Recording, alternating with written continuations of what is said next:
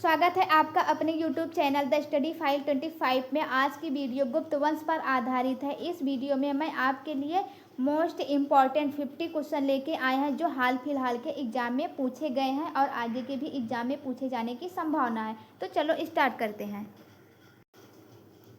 पहला क्वेश्चन है, गुप्त वंश का संस्थापक कौन था? तो इसका राइट आंसर होगा श्री गुप्त। गुप्त वंश का संस्थापक कौन था? श्री गुप्त। राइट आंसर इज श्री गुप्त। नेक्स्ट क्वेश्चन है, गुप्त वंश का सबसे प्रतापी शासक कौन था?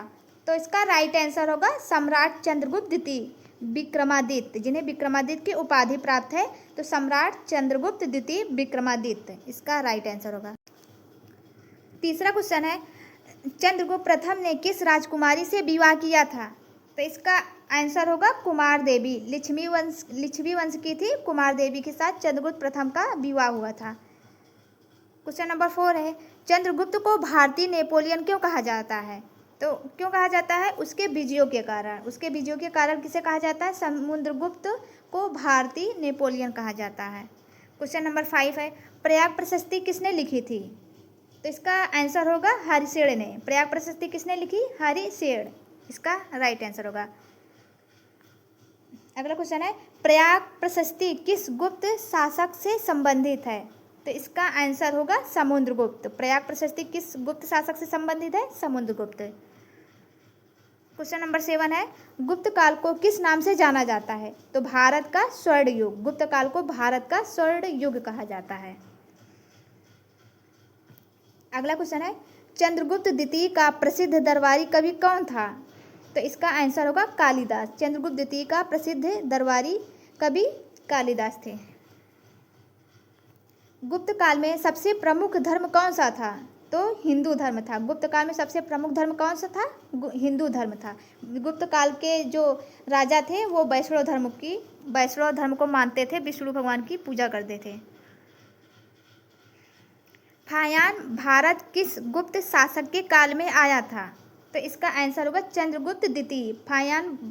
फायान किसके शासन काल में आया था? चंद्रगुप्त द्वितीय, जिसे विक्रमादित्य भी कहा जाता है। चंद्रगुप्त द्वितीय विक्रमादित्य के समय फायान भारत आया था। फायान किस देश से भारत आया था? तो चीन। इसका राइट आंसर होगा चीन। फायान चीन का था। गुप्त काल की मुद्रा किस धातु की होती थी? तो सोने की। गुप्त काल की मुद्रा किस धातु की होती थी? सोने की। गुप्त काल में आयुर्वेद का प्रसिद्ध ग्रंथ कौन सा लिखा गया था? तो इसका आंसर होगा चरक संहिता और सुश्रुत संहिता का विकास। चरक संहिता। गुप्तकालीन चित्रकला का उदाहरण कहाँ मिलता है? तो अजंता की गुफाओं में। गुप्तकालीन चित्रकला का उदाहरण कहाँ मिलता है? अजंता की गुफाओं में। नवरत्न किसके दरबार में थे? तो इसका आंसर होगा चंद्रगुप्त द्वितीय विक्रमादित्य। नवरत्न किसके दरबार में थे? चंद्रगुप्त द्वितीय विक्रमादित्य के दरबार में। कालिदास की प्रमुख कृति कौन सी थी? तो अभिज्ञान शाकुंतलम। कालिदास की प्रमुख कृति कौन थी? अभिज्ञान शाकुंतलम। गुप्त काल में विज्ञान के क्षेत्र में कौन प्रसिद्ध गणितज्ञ था? तो इसका आंसर होगा आर्यभट्ट। गुप्त काल में विज्ञान के क्षेत्र में कौन प्रसिद्ध गणितज्ञ था? तो आर्यभट्ट। गुप्त शासकों की प्रशासनिक भाषा क्या थी? तो संस्कृत। इसका आंसर होगा संस्कृत। गुप्त शासकों की प्रशासनिक भाषा क्या थी? संस्कृत। गुप्त काल में किस प्रकार की शासन व्यवस्था थी? तो इसका आंसर होगा राजशाही। गुप्त काल में किस प्रकार की शासन व्यवस्था थी? राजशाही। गुप्त काल के प्रमुख सिक्के क्या कहलाते थे? दीनार। गुप्त काल के प्रमुख सिक्के दीनार कहलाते थे। गुप्त काल में कौन से कर मुख्य रूप से लगाए जाते थे? तो भूमि कर। भूमि कर लगाए जाते थे गुप्त काल में। गुप्त साम्राज्य की राजधानी कौन सी थी? पाटलिपुत्र। गुप्त साम्राज्य की राजधानी पाटलिपुत्र थी। समुद्रगुप्त का अन्य नाम क्या था? तो कविराज। समुद्रगुप्त का अन्य नाम कविराज। कविराज किसका नाम है? समुद्रगुप्त का। गुप्त काल में शिक्षा का प्रमुख केंद्र कौन सा था? तो नालंदा विश्वविद्यालय। गुप्त काल में शिक्षा का प्रमुख केंद्र नालंदा विश्वविद्यालय। गुप्त काल में किस गणितज्ञ ने शून्य की खोज की थी? तो इसका आंसर होगा आर्यभट्ट। गुप्त काल में किस गणितज्ञ ने शून्य की खोज की थी? आर्यभट्ट ने। समुद्रगुप्त ने किस समुद्री तट को जीता था? तो पूर्वी तटीय क्षेत्र कांची और वेंगी, पूर्वी तटीय क्षेत्र को जीता था समुद्रगुप्त ने। गुप्त काल में प्रशासन की प्रमुख इकाई क्या थी? विशाल ग्राम। गुप्त काल में प्रशासन की प्रमुख इकाई ग्राम थी। देवगुप्त किस राज्य का शासक था? तो मालवा का शासक था। देवगुप्त मालवा का शासक था। मालविका अग्निमित्रम किसने लिखा था? कालिदास। मालविका अग्निमित्रम किसने लिखा? कालिदास ने। गुप्त काल में महिलाओं की स्थिति कैसी थी? तो सम्मानजनक लेकिन सीमित अधिकार। सम्मानजनक तो था लेकिन अधिकार जो थे वो सीमित थे। गुप्त काल में महिलाओं की स्थिति ऐसी ही थी। हिंदू पंचांग की शुरुआत किस काल में हुई? तो गुप्त काल में। हिंदू पंचांग की शुरुआत किस काल में हुई? गुप्त काल में। गुप्त काल में प्रसिद्ध ज्योतिषी कौन था? तो वराहमिहिर। वराहमिहिर गुप्त काल का प्रसिद्ध ज्योतिषी था। गुप्त काल में प्रसिद्ध नाटक कौन से लिखे गए हैं? तो शाकुंतला, विक्रमोर्वशीयम। विक्रमोर्वशीयम। गुप्त शासक कौन सा धर्म संरक्षण करता था? तो वैदिक हिंदू धर्म।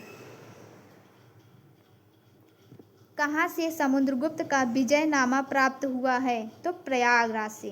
प्रयागराज के इलाहाबाद से। तो कहाँ से समुद्रगुप्त का विजयनामा प्राप्त हुआ है? प्रयागराज से। गुप्त काल का प्रमुख वास्तुकला उदाहरण कौन सा है? तो दशावतार मंदिर। देवगढ़ का दशावतार मंदिर है। नीतिसार किसने लिखा था? कामंदक ने। नीतिसार किसने लिखा? कामंदक। गुप्त शासक किस देवी के उपासक माने जाते हैं? लक्ष्मी। लक्ष्मी की पूजा करते थे गुप्त काल के शासक। गुप्त काल में व्यापार मुख्यतः किस मार्ग से होता था? तो भूमि और समुद्री दोनों मार्ग से होता था। भूमि और समुद्री दोनों मार्ग से होता था गुप्त काल में व्यापार। गुप्त काल में प्रमुख शिक्षा संस्थान कौन से थे? तो तक्षशिला और नालंदा। दो शिक्षा के केंद्र थे, तक्षशिला और नालंदा गुप्त काल में। गुप्त काल में आधिपत्य कर किसे कहते थे? तो विजित राज्य से लिया गया कर। विजित राज्य से मतलब जो जीता गया राज्य होता था उससे लिया गया कर को आधिपत्य कर कहा जाता था। गुप्तकालीन मूर्तिकला में कौन सा पत्थर प्रयुक्त होता था? तो बलुआ पत्थर। गुप्तकालीन मूर्तिकला में कौन सा पत्थर प्रयुक्त होता था? बलुआ पत्थर। गुप्त काल के सिक्कों पर किस देवता की मूर्ति मिलती है? तो लक्ष्मी और विष्णु। मतलब गुप्त काल के सिक्कों पर किस देवता की मूर्ति मिलती है? लक्ष्मी और विष्णु। बोध गया स्थल किस धर्म से जुड़ा है? तो बौद्ध धर्म। बोध गया जो स्थल है बौद्ध धर्म से जुड़ा हुआ है। गुप्त वंश का अंतिम शासक कौन था? तो विष्णुगुप्त। गुप्त वंश का प्रथम शासक श्रीगुप्त। गुप्त वंश का अंतिम शासक विष्णुगुप्त। कामसूत्र की रचना किस काल में हुई थी? तो गुप्त काल में। कामसूत्र की रचना गुप्त काल में हुई थी। गुप्त शासक समुद्रगुप्त ने दक्षिण भारत में किस शैली से शासन किया? तो अधीनस्थ राजाओं को स्वायत्त दी। गुप्त काल में किस लिपि का प्रयोग होता था? तो ब्राह्मी लिपि का प्रयोग होता था। तो गुप्त काल में ब्राह्मी लिपि का प्रयोग होता था। ज्योतिष रत्नमाला किसने लिखी थी? वराहमिहिर। ज्योतिष रत्नमाला वराहमिहिर ने लिखी थी। गुप्त काल का अंत किस कारण हुआ? हूण आक्रमण और कमजोर उत्तराधिकारियों के कारण। तो गुप्त काल का अंत हूण आक्रमण और कमजोर उत्तराधिकारियों के कारण हुआ था।